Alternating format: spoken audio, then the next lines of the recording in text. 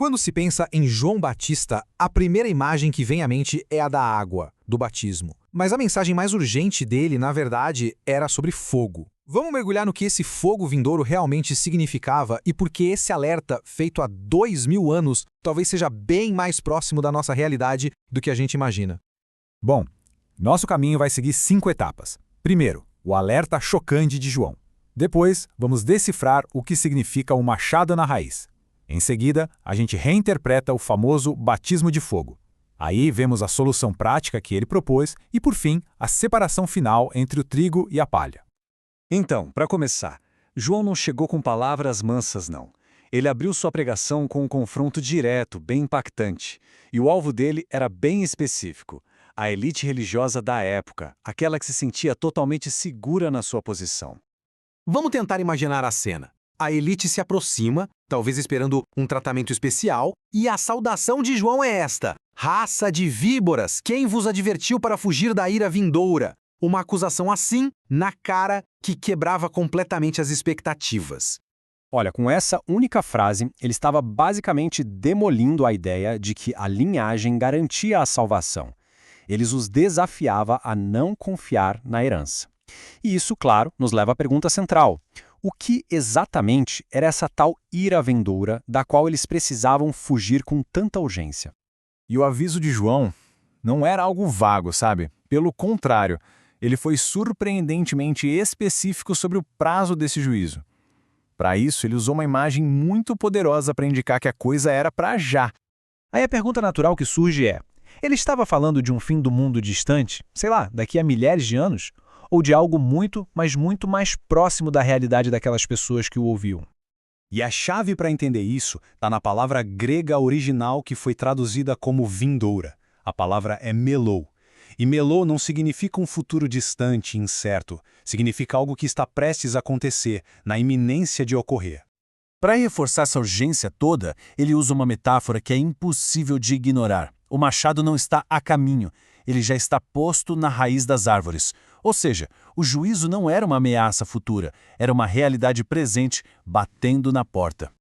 Então, a que evento iminente João poderia estar se referindo? A interpretação histórica aponta para um momento bem específico: a destruição catastrófica de Jerusalém e do templo pelos romanos no ano 70 d.C. Para aquela geração, aquilo foi um evento apocalíptico que acabou com o mundo como eles conheciam. E tudo isso nos leva a uma das frases mais famosas e, quem sabe, mais mal interpretadas da mensagem de João. Uma expressão que muita gente conhece de ouvir falar, mas poucos entendem no seu contexto original. João deixa essa distinção bem clara. O batismo dele com água era preparatório, um símbolo externo.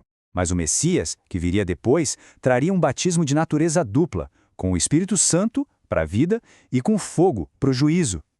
Nessa perspectiva, o tal batismo com fogo não é uma experiência espiritual positiva, algo que alguém desejaria ter. Pelo contrário, é a própria metáfora para o juízo divino que consumiria aqueles que rejeitassem a mensagem de arrependimento. O próprio contexto agrícola da frase confirma isso. O fogo não é para o trigo, que é a parte valiosa. O fogo é para a palha, aquilo que é inútil, que é separado para ser queimado depois da colheita. O fogo limpa o campo, mas consome o que é descartado. Certo. Então, se a linhagem não salva ninguém e o juízo é uma realidade iminente, qual era a saída? Qual era o caminho de escape que João ofereceu? O que fazer diante de um alerta tão grave?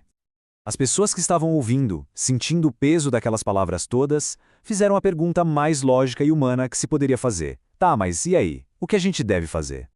E a resposta de João foi surpreendentemente pé no chão. Prática. Nada de rituais complicados nem sacrifícios. Ele prescreveu uma mudança radical na ética social do dia a dia. Para quem tinha muito, ele disse para compartilhar, para os cobradores de impostos para serem justos, para os soldados para não abusarem do poder. Ações visíveis, sabe, que impactavam a comunidade. A mensagem era clara. Deus não estava preso a linhagens de sangue.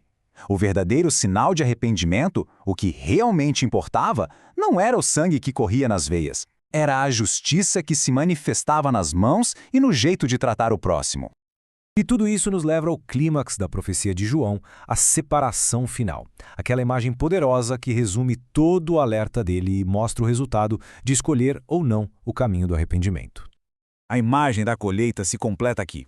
João descreve o Messias não apenas como um mestre, mas como aquele que segura a pá de joeirar, fazendo a separação final e inevitável entre o que é valioso e o que vai ser descartado.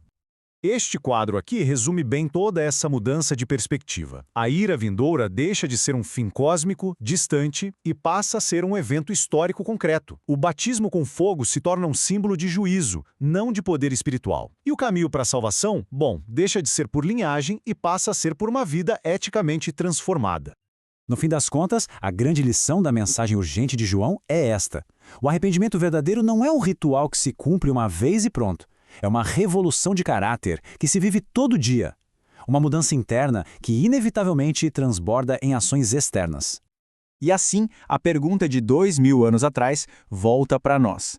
Se as ações são o verdadeiro fruto de uma mudança, o que significa, no nosso dia a dia, no nosso trabalho, nas nossas relações, dar frutos que demonstrem uma real transformação? Fica aí a reflexão.